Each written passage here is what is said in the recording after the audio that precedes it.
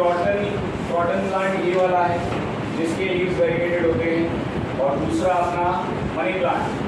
मैंने आपको बताया था ये प्रॉपर ग्रीन नहीं होते, right? They are not purely green but they have some shades.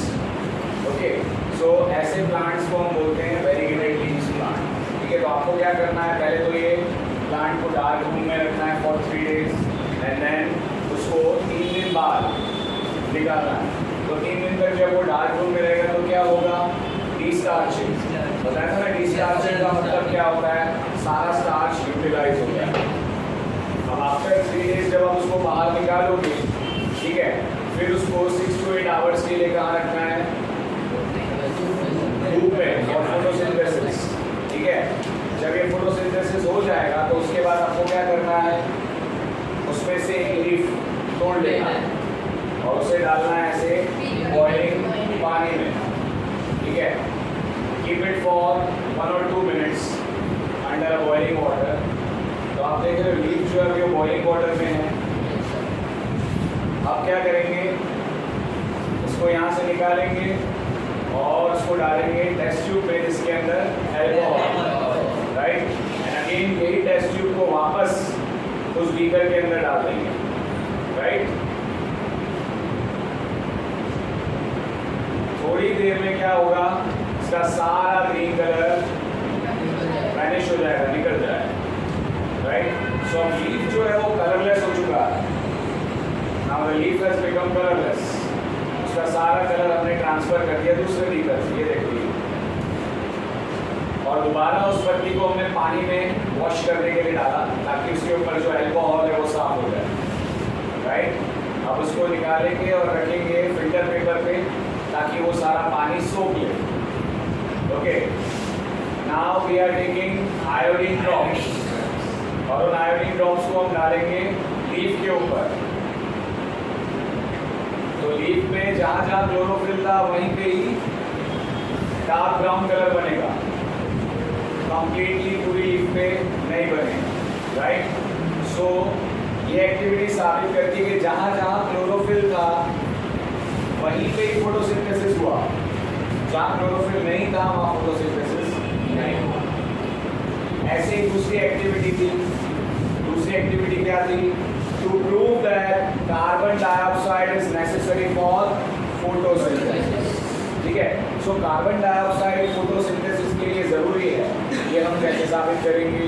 तो मैंने आपको एक और एक्टिविटी बताई थी, राइट? अच्छा, उससे पहले कार्बन डाइऑक्साइड कैसे अंदर या बाहर जाता है, थ्रू स्टोमेटा। ये दिख रहा है आपको, लीफ के ऊपर ऐसे बहुत सारे छोटे छोटे पोर्स होते हैं, इन्हें कहा जाता है स्टोमेटल पोर्स। और ये पोर्स जो है वो सराउंडेड है 2 सेल्स से जिन्हें कहा जाता है गार्ड सेल्स। ठीक है, guard cells are responsible to control opening and closing of stomata. Guard cells क्या करते हैं, वो ओपनिंग और क्लोजिंग मैकेनिज्म को संभालते हैं, राइट?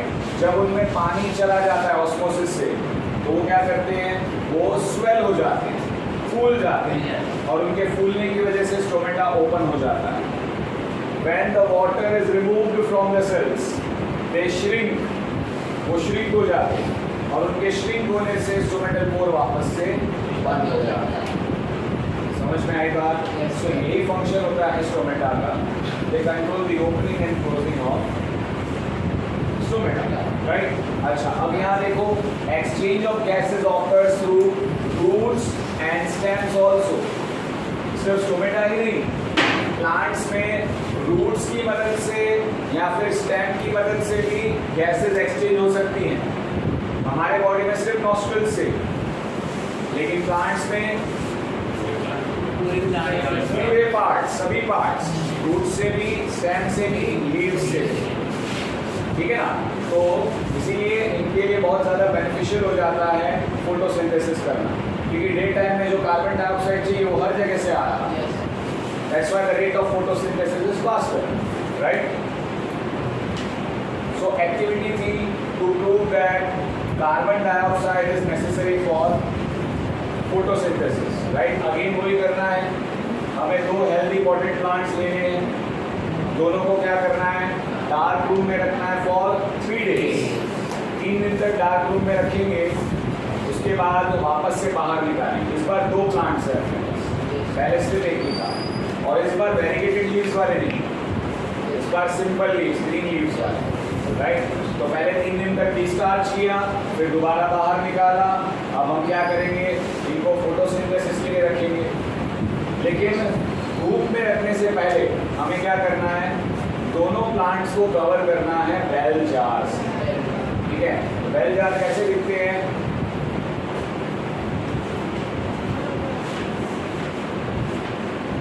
ये जो आपको दिख रहा है ना बेटा, ये बेल जार ही है। अब बेल जार को जैसे ही आप लगाते हो तो उसको सील टाइट करना है। सील टाइट इसलिए करना है ताकि अंदर एयर एंटर ना हो सके। तो उसके लिए we are going to use vaseline. Vaseline जो है वो क्या करेगा, वो हम कॉर्नर्स में जब लगा देंगे ना बेल जार के नीचे, तो वहाँ से हवा एंटर नहीं हो पाएगी, क्योंकि हवा में होता है कार्बन डाइऑक्साइड। हमें कार्बन डाइऑक्साइड को दूर रखना है, साबित करने के लिए कि बिना उसके फोटोसिंथेसिस नहीं होता। अंडरस्टूड। और 2 प्लांट्स जो हमने लिए उसमें से एक के साथ रखना है पोटेशियम हाइड्रोक्साइड और दूसरे के साथ कुछ नहीं रखना है, राइट। तो जैसे ही एक्सपेरिमेंट स्टार्ट होगा, आप देख रहे हो बेल जार रखे हुए तो बड़े से, है ना।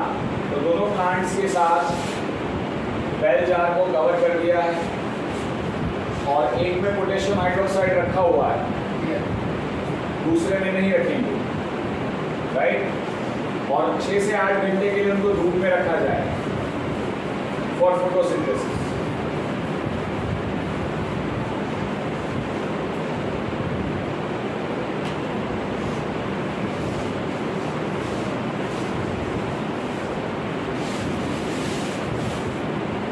एक के ऊपर पोटेशियम हाइड्रोक्साइड लगा के रखा है, दूसरे पे नहीं, right.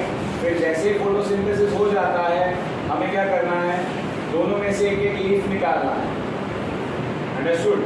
We will pluck out one leaf from each plant, और फिर वही सारा स्टेप्स रिपीट करना है। पहले बॉइलिंग वाटर में डालेंगे, फिर उसके बाद एल्कोहल में डालेंगे, फिर उसका सारा कलर निकल जाएगा, और फिर आयोडीन टेस्ट करेंगे। जब आप आयोडीन टेस्ट करोगे तो दोनों में से एक ही लीफ पे डार्क ब्लू कलर दिखेगा, दूसरे पे कलरलेस ही रहेगा। क्यों? क्योंकि एक में फोटोसिंथेसिस हुआ, दूसरे में नहीं हुआ। अच्छा, कौन से वाले प्लांट में फोटोसिंथेसिस होगा?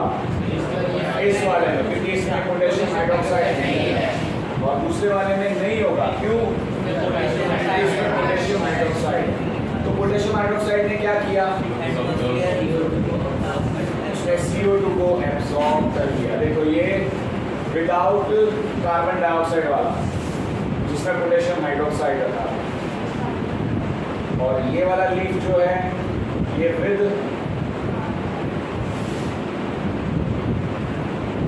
ठीक है, एक लीफ डार्क ब्राउन कलर दे रहा है, डार्क ब्लू कलर फॉर्मेशन दे रहा है, किसमें? स्टार्च की प्रेजेंस में, है ना। जब भी स्टार्च मौजूद होगा, आयोडीन डार्क ब्लू कलर का हो जाएगा, और जिसमें स्टार्च एब्सेंट होगा उसमें डार्क ब्लू कलर नहीं होगा। तो इससे साफ पता चलता है कि carbon dioxide is necessary for photosynthesis, ठीक है। Similarly we can also prove that sunlight is essential for photosynthesis, है ना। अब ये कैसे साबित कर सकते हैं कि sunlight is essential for photosynthesis? तो क्या करेंगे, एक वापस हेल्दी पोटेड प्लांट लेंगे जिसके ब्रॉड लीफ है, उसको 3 दिन तक कहाँ पे रखेंगे? डार्क रूम में। वैसे ही डिस्टार्चिंग कर रहे हैं, ठीक है। Then after 3 days, what we are going to do? Again, put it back in sunlight. इन्होंने 20 days तक रखा, 7 दिन तक रखा। अब दोबारा से उसको बाहर निकाला। Now लीफ के ऊपर एक काला कागज लगा दिया, वो भी कहाँ पे? सेंटर। सेंटर वाला जो मोशन है लीफ का, उसको कवर कर दिया ब्लैक पेपर से, और फिर उसको फोटोसिंथेसिस करने के लिए। तो धूप में 6 से 8 घंटे रखने के बाद क्या करना है, ये जो लीफ जो आपने कवर किया है उसको तोड़ लेना है।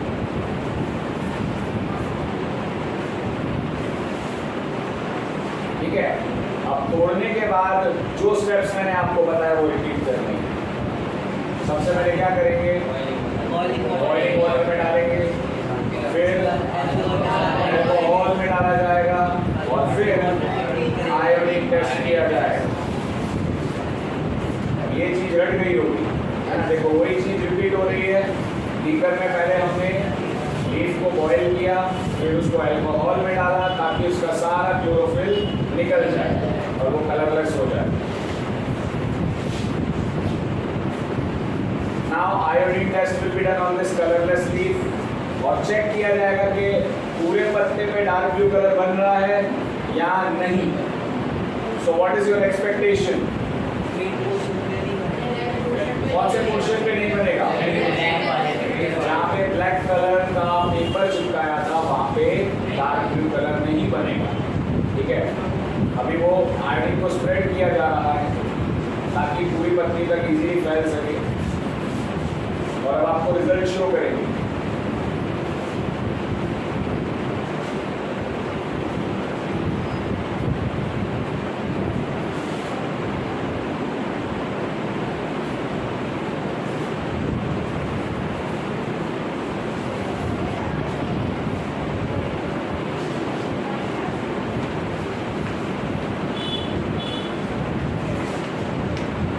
After a few minutes you will notice, see, सिर्फ यहाँ पे और उस एंड पे डार्क ब्लू कलर दिख रहा है और सेंटर में नहीं दिख रहा, ठीक है। सो इससे पता चलता है कि sunlight is also necessary for photosynthesis.